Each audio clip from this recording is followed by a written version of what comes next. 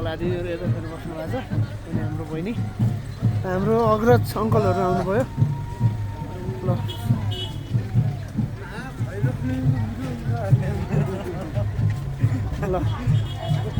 ल हाम्रो अङ्कलहरू आउँदै हुनुहुन्छ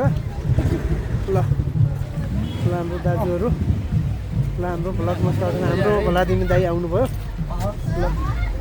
ल ट्रक पारामा है मेरो गाडी पनि कुदिरहेछ एनडिआर ब्लगर 77 है त गाइजहरू फलो लाइक कमेन्ट सब्स्क्राइब गरिदिनु होला प्लिज गाइज तपाईँको भिडियोमा म